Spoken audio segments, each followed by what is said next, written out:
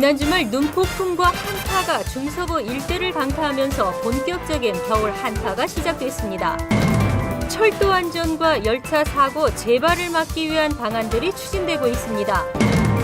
뉴욕시 범죄 지도를 통해 5개 보로 범죄 현황을 한눈에 볼 수 있게 됐습니다. 2013 회계년도 세금 보고부터 기본 공제액수가 일제히 인상됩니다. 국제 유가가 7거래일 만에 처음으로 하락했습니다. 이상은 이 시각 주요 뉴스입니다. 여러분 안녕하십니까? KBN 뉴스입니다. 본격적인 겨울 한파가 시작될 것으로 보입니다. 지난 주말 눈폭풍과 한파가 중서부 일대를 강타하면서 동부 지역이 꽁꽁 얼어붙었는데요. 내일도 기온이 떨어질 것으로 예상되면서 뉴욕시 위생국은 폭설 경보를 발령했습니다. 어제 오후부터 내린 눈과 비가 뒤섞인 진눈깨비는 지역에 따라 1에서 3인치 이상 내리면서 자정 이후 기온이 급격히 떨어지자 도로 곳곳을 얼어붙게 만들었습니다. 뉴욕시 위생국은 비상 대기 중이던 제설 차량 360여 대를 가동하고 지역 일원에 폭설 경보를 발령했습니다. 오늘 오전 출근길에 오른 시민들은 사고 위험에 조심 운전과 서행 운전을 해야 했습니다. 뉴욕시 교통국도 뉴욕 시내 곳곳에 도로 결빙으로 인한 교통 정체 현상이 예상된다며 출퇴근 통근자들의 각별한 주의를 당부했습니다. 국립기상대는 뉴욕, 뉴저지일은 화요일인 10일부터 다시 추워져 이번 주부터는 본격적인 겨울 한파가 시작될 것으로 예상했습니다. 롱아일랜드에서도 최저 1인치에서 지역에 따라 6인치의 적설량을 보였습니다. 뉴저지 오션 카운티 등 일부 지역에서도 어제 10인치에 이르는 폭설이 내리며 도로 곳곳이 폐쇄됐습니다. 워싱턴 DC와 웨스트 버지니아 등에서는 오전부터 눈발이 이어지면서 기온까지 급격히 떨어져 주요 간선도로 일부가 통제됐습니다. 한편 내일부터 시작될 강추위는 일주일 내내 지속될 것으로 보입니다. 사후 약방문, 철도 안전관리에 대해 사고가 난 다음 여러 가지 문제점이 지적되면서 대안이 제시되고 있어 안타까운 면도 있지만 지금이라도 철저히 시정하고 사고를 방지해야겠습니다. 사고 예방을 위한 카메라 설치, 자동 제어 장치, 신호등 체계, 수정 등이 이루어지고 있습니다.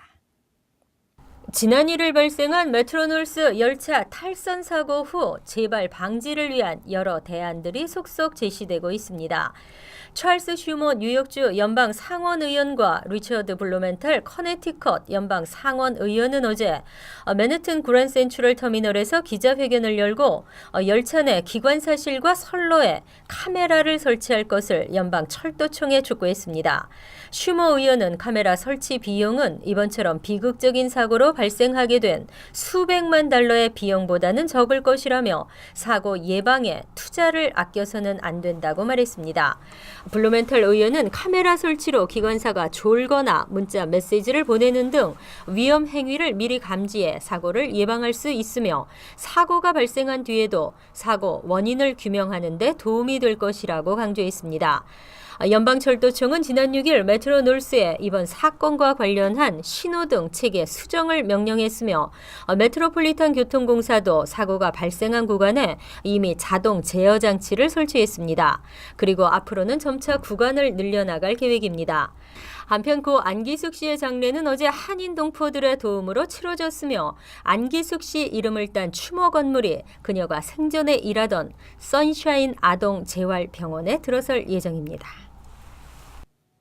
뉴욕시 경찰국이 5개 보로 관할 지역의 범죄 현황을 한눈에 볼 수 있는 뉴욕시 범죄 지도를 일반에 공개했습니다. 시경은 앞으로도 지속적인 업데이트를 통해 시민들에게 범죄의 경각심을 알리겠다는 계획입니다. 주성훈 기자가 보도합니다. 어제 뉴욕시 경찰국 NIPD가 인터넷상으로 공개한 뉴욕시 범죄 지도입니다. 뉴욕시 5개 보로를 관할 경찰서별로 나눠 공개한 지도는 2012년 1월부터 현재까지 기간별로 살인, 강도, 강간, 폭행, 절도 등의 범죄 현황과 건수 등을 보여줍니다. 또한 해당 지역을 클릭하면 지역별 인구수와 인구 대비 범죄율도 파악할 수 있습니다. 대표적 한인 밀집 지역인 플러싱을 관할하는 백구 경찰서에는 올해 1월 1일부터 10월 말까지 살인 1건, 강간 25건, 강도 194건 등 총 1,785건의 범죄가 발생했고 시민 1000명당 범죄 발생률은 7.2건으로 5단계 중 가장 낮은 범죄율을 나타냈습니다. 또한 베이사이드를 포함하는 111경찰서는 강간 3건, 강도 55건, 폭행 56건 등 같은 기간 총 722건의 범죄가 발생했고 시민 1000명당 범죄 발생률은 6.2건으로 역시 가장 낮은 범죄율을 나타냈습니다. 한편 전 세계에서 가장 많은 관광객이 찾는 타임스퀘어는 같은 기간 총 범죄 2282건, 1000명당 범죄 발생률이 무려 110.5건을 기록하는 등 가장 높은 범죄율을 나타내 한인들은 이 지역 방문 시 각별한 주의가 요구됩니다. NYPD는 이 같은 온라인 범죄 지도 공개를 통해 뉴욕 시민들의 시의 범죄 다발 지역과 범죄 종류에 대해 경각심을 키우는 데 도움이 될 것으로 기대한다고 밝혔습니다. KBN 뉴스 주성훈입니다. 앞으로 2달 후면 2013 회계연도에 대한 세금 보고가 시작되는데요. 내년부터 새로 추가되거나 종료되는 세금 규정이 생겨 꼼꼼히 살펴본 후 세금 보고를 준비하는 것이 중요할 것으로 보입니다. 자세한 소식 금홍기 기자가 보도합니다. 2014년 세금 보고부터는 기본 공제, 즉 스탠다드 디덕션 액수가 일제히 인상됩니다.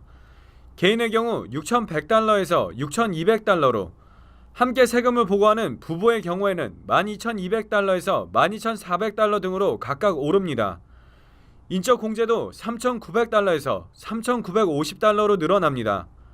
하지만 개인 연소득 37만 6,700달러 이상이거나 부부 연소득 42만 7,750달러 이상인 경우에는 인적 공제를 받을 수 없습니다.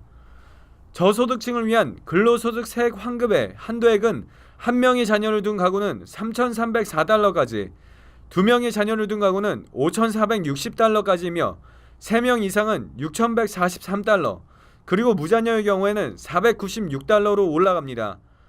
특히 내년부터 시행되는 오바마 케어에 따라 2013년 세금 보고 시 의료 관련 세법이 달라지므로 병원비를 공제받을 수 있는 조건이 강화됩니다.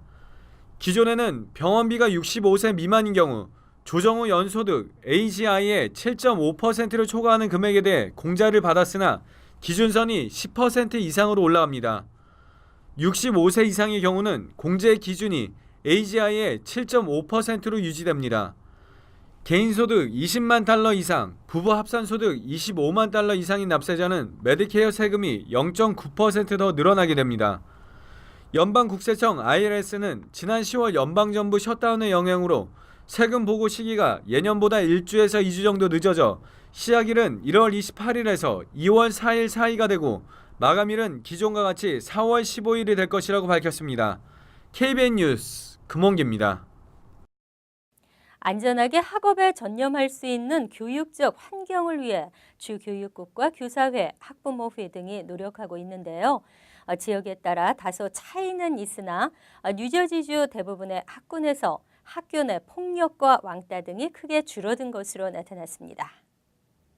뉴저지주 교육국이 최근 발표한 보고서에 따르면 왕따와 폭행 등 교내 위반 사례는 총 21,934건이 신고돼 2011에서 2012학년도보다 약 40%가 감소한 것으로 나타났습니다. 왕따는 이전 학년도에 비해 36%가 줄어든 7,740건이 보고됐고 폭행도 7,895건이 신고됐지만 이 역시 4% 감소했습니다. 이 밖에 공공기물 파손 행위와 무기 소지 그리고 마약 남용 등 범죄는 각각 1,924건과 1,125건 그리고 3,482건이 신고돼 9%, 7%, 4% 각각 줄었습니다. 대부분의 주요 한인 학군에서도 교내 폭력과 위반은 대체적으로 줄었습니다. 팰리세이드스팍 학군도 왕따 4건, 폭행 6건 등 총 10건의 학교 폭력 위반 신고 신고가 접수돼 이전 학년도보다 다소 줄었습니다. 포트리 학군에서는 왕따 31건, 폭행 21건 등 총 59건이 신고돼 이전 학년도 71건보다 크게 감소했습니다. 이외 리치필드, 레오니아, 에즈워러 그리고 잉그루드 클립스와 네머레스트 학군에서도 이전 학년도에 비해 학교폭력 위반 사례가 감소한 것으로 나타났습니다. 특히 잉그루드 클립스와 에즈워러 등은 교내 폭력과 관련한 신고가 없거나 단 한 건에 불과해 눈길을 끌었습니다. 한편 권고 수준이었던 왕따 방지법이 의무 사항으로 강력해지면서 실효를 거두고 있다는 평가입니다. 최근 온라인이 실생활화되면서 배송업체들의 경쟁이 치열한데요. 우정국도 사설 배송업체와 경쟁할 수 있는 빠른 우편, 빠른 서비스를 지향하고 나섰습니다. 내년부터 당일 배송 서비스를 뉴욕으로 확대하게 됩니다. UPS, FedEx 등 사설 배송업체들과 치열한 경쟁을 벌이고 있는 우정국은 당일 배달 서비스를 통해 온라인 판매 업체들과의 거래 확대를 추진하고 있습니다. 이에 우정국은 지난달 아마존닷컴과 배달 계약을 맺은 뒤 당일 배송 서비스를 뉴욕과 로스앤젤레스로 확대한다고 발표했습니다.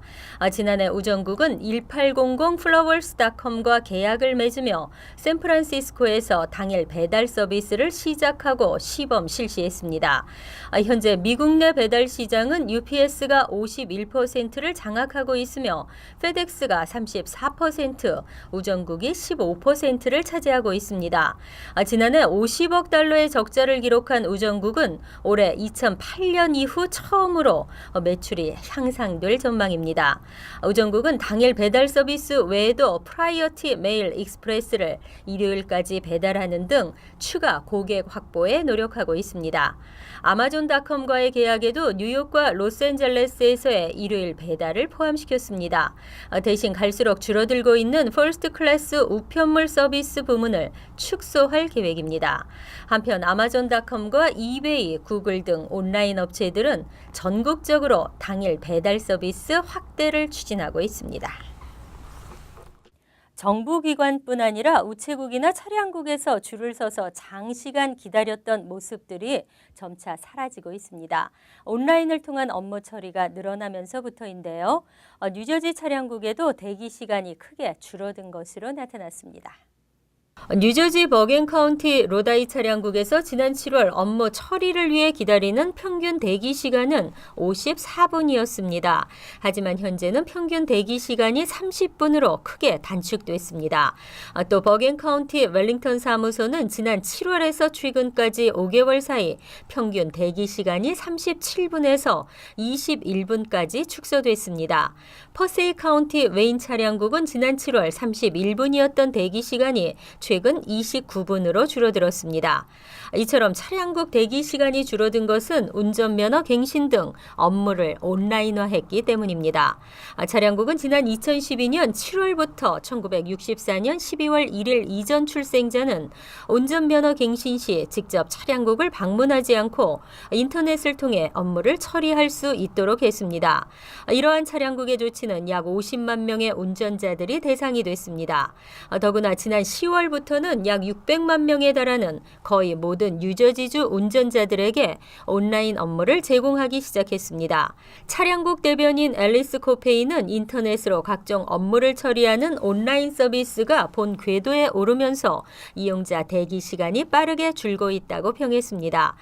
또한 앞으로는 시간 감축뿐 아니라 각종 서비스를 늘려 이용자들의 편의성 극대화에 힘쓰겠다고 덧붙였습니다. 국제 유가가 하락하고 있습니다. 원유 시장에 석유 공급 우려가 누그러지고 유럽 정유사들로부터의 수요도 제한됐기 때문입니다. 연준의 양적 완화 규모 축소도 한몫을 했다는 관측입니다.